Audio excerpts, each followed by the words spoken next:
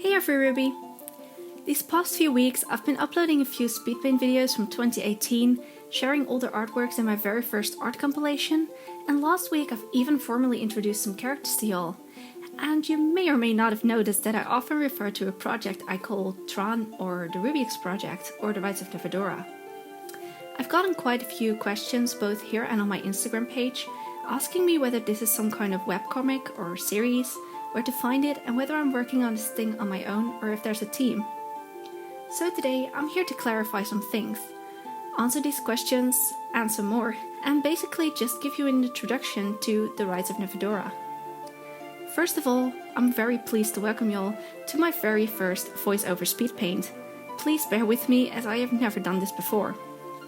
I chose the Speedpaint in particular for the voiceover as it was intended to be a cover art for the Rights of Nevadora back at the beginning of 2019. Intended because I never actually finished it. I also wanted to take a moment to clarify that the artwork shown in this Speedpaint are from early in the reboot phase of the story, and therefore do not necessarily depict the characters as they are now. I was still getting the hang of my art style, and a lot about the characters has changed since then. But more about the reboot later.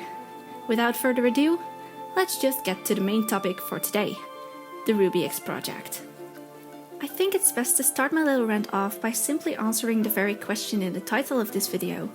What is the Rise of Nevadora? Put very simply, the Rise of Nevadora, or Tron for short, is the first book in a series following a group of fairies called the Rubyix, not to be confused with Winx Club, or Ruby for that matter. This series has little to nothing to do with either of those, despite having a somewhat similar premise. The book itself is to be a fully illustrated digital novel with 6 illustrations and a cover art for each chapter, the first one of which is already available for reading online on Wattpad for free. I'll be sure to put a link in the description. But skipping all of the technicalities, I think it would be much more interesting to tell you what the story is about rather than the shape it takes. So let's take a look at the official plot synopsis in the description of the book. Welcome to the 5th moon of Evergreen, also known as Sylvia or the Realm of Life. This planet has been Chloe's home for the past half a year, ever since a terrible incident wiped out her memories and threw her halfway across the dimension to the realm of magic. Though as much as she tries, she does not truly belong there. Yet a reoccurring dream and an inciting incident bring out the powers that have been hidden inside her all along, and she is invited to go to Arthurville Academy, the school for fairies and magic. The story follows Chloe as she is introduced to the wonders of the academy. She finds herself exploring the castle and its magical surroundings, taking classes with every so often slightly odd teachers, and forming a club with 5 other fairies and 2 students of Bedford Academy, their neighboring college. Even though they're off to a rocky start, the Rubyix members agree to help Chloe on her quest to find her lost memories and family. Little do they know how that quest will change everything. In their search for answers, one of the fairies gets possessed by a book that is undeniably connected to a planet called Nevadora, the darkest and most dangerous planet in the entire dimension. To save their friend, the Rubyix put their quest on hold and traveled to Nevadora, only to find it revealed that their friend is unknowingly connected to this planet, and the bond is not as easily severed as they thought. Will they be able to save their friend? Will they be able to hold their friendship together? And most importantly, will they be able to survive? In its essence, that's what the story is about. But more than about the plot, it's about the characters. And that probably has a lot to do with the origin of the story. You see, the Rubyix project is and has always been a project of multiple people. Nowadays, it has boiled down to a group of 4. We've been calling ourselves the Rubyixverse, with my best friend Maddie, who reads everything far in advance and helps out a lot with character dynamics, my good friend Thomas, who is in charge of the music for the project, and Rachel, who is basically the mastermind behind everything Nevadoran. And well, me, I'm the one writing Tron and illustrating the story. But take it back a little further than that and you'll see that we used to be quite a group. I'll just start at the beginning and go from there. 2016. It all started over 4.5 years ago, And as with all good stories, the Rubyix project started out as a fan project. Back in the day, our then club leader, now my best fairy friend and fellow Rubyix first member Maddie, asked me to join her Winx Club editing group called the Rubyix Club. We started role-playing in our club chat and soon found ourselves each writing a little story about our roleplay, all from the perspective of our own character in the RP, with some original characters you may very well know if you've been around on this channel for a while, such as Maddie's OC Crystal Munoz, Sammy's OC Mia Crosshood, and Rachel's OC Mia Lestrange, among various others. All of these OCs are still present in the story as it is nowadays. Oh, and of course my own OC Chloë, Joëlle, Frostthorn. All in all, we ended up writing 2 seasons worth of storyline, even with members coming and going, and while adding and writing out entire characters and their arcs. Looking back, it was a hot mess. And we even got around to starting a 3rd season until the unthinkable happened to our club. It fell apart. After some ongoing turmoil between some of the newer members of the group and the ones who had been there from the start, things escalated and a number of members left shortly after one another. 2017. The remaining members still wanted to continue working with our characters and plot, but apart from editing and little RPs, the story itself fell dormant for a good while. A lot of members left during this year, and even though we let in some new ones, we couldn't really get it going again. Yet, a very small few of us, consistent of just Mari, Rachel and I, still bore the wish to someday make a real story out of that roleplay plotline we had worked so hard on for so long. So, we did just that. 2018. At the beginning of 2018, I tried bringing a new version to life. This one following the exact plotline of the 2016 version, but with extended chapters of 1,000 words each. But I soon discovered that by simply expanding the already existing chapters, the momentum got all messed up. I ended up extending about 10 chapters before completely throwing it around again. At around the same time, Rachel had been writing a bunch of short stories starring our fairies. And that's exactly what made it click. The very reason why my version of the story wasn't working out. The story lacked space for the characters. Now, I get that that sounds rather weird and contradictory, but by following the original solely plot-focused storyline, I had neglected the characters and their own arcs.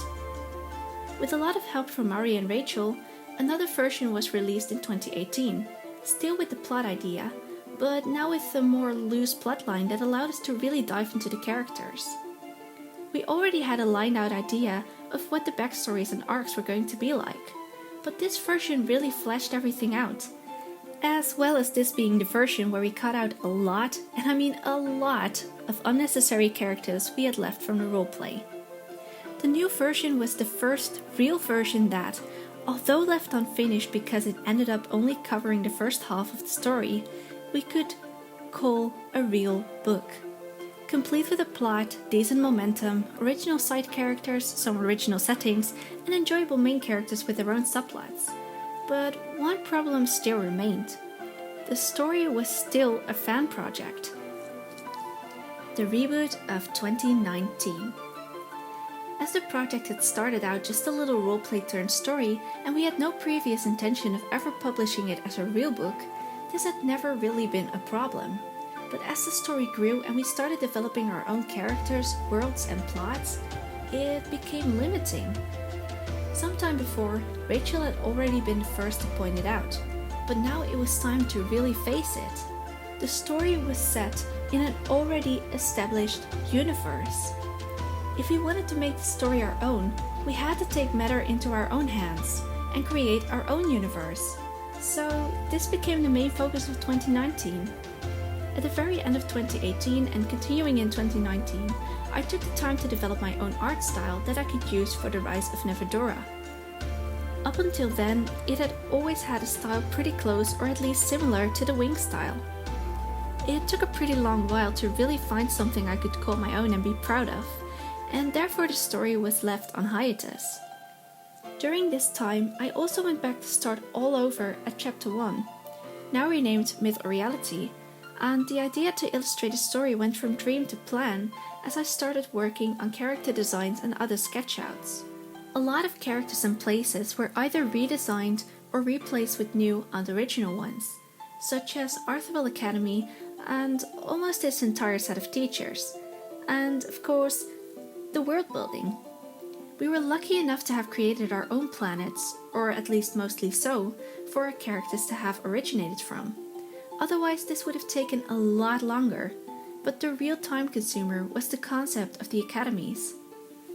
Most of our time and effort went into Arthurville Academy, where 6 of our 8 main characters go to school. But all of the 4 schools, their history, teachers, classes, school systems, and more kept us busy enough to make the hiatus last over a year. And that was not in the least due to the Path of Blossoming, Arthurville's school system, and the main drive for the characters in the overarching plot of the books. 2020. This year so far has been a roller coaster, to say the least, but that doesn't necessarily mean it has all been bad. Those of you who followed me on my old Instagram page might know about this already, but I kicked the year off with an all-time low in my mental health, experiencing panic attacks multiple times a day and barely being able to eat, let alone go to school or do anything else. I've gone to therapy since and I'm slowly doing better, even if the road was more than a little rocky at times and I still have a long way to go. Due to all of this, the project got delayed by a few months before we were able to celebrate our first victory in quite some time. By the time of May, while I was still fully in the process of recovering, I figured it was time for a leap of faith. With a few weeks of tireless writing, editing, drawing, and more at the beginning of quarantine, I was proud to release a pre-readable version of Myth or Reality, the very first chapter of Thrawn, on May 22nd. We've also recently welcomed Thomas into our little verse, and this has added a whole new dimension to the project. He has contributed to the project with original tracks, such as the one now playing in the background, and we have recently also decided to create and write an original song for the project that I will lend my voice to, but more about that later.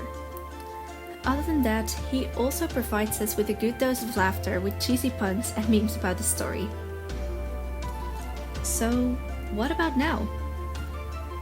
With 3 chapters fully written, of which one published in pre-release and soon to be updated, and another, chapter 2, The Nevadoran Forest, in the process of being illustrated, and more on the way, the future of Thrawn is looking bright. I'm committed to bringing this version to see its final chapter and continue the saga with a second book in line. But the plot has already been thought out for a total of 7 books about our characters and their adventures in the realm of magic. And so, only one thing really remained. Next to restarting my YouTube channel in April this year to dedicate it to speed paints, art compilations, and most recently, music, a lot of which is for the story, I have also recently shifted from one Instagram page to another, leaving behind the lost ties the story had to the Wings fandom. My old art is still up for those who want to see it, and I will continue to post on there scarcely, but the new page is focused solely on the Rubyix project. I began introducing the main characters a while ago and will continue to do so before moving on to the recently revamped artworks for chapter 1, which I have basically revamped solely to get them all in the same art style. Oh, and speed paints for them will be released soon too. And I will update it as soon as I finish the new cover art for it. And well, then it's time to finally push myself to finish the artwork for the second chapter too. I cannot say for certain when exactly it will be released, but I do know I'll give it my all to create the best experience Thrawn could possibly be. Long story short, the Rubyix project is basically a fan roleplay turned book, just with many versions and changes and an entire reboot in between.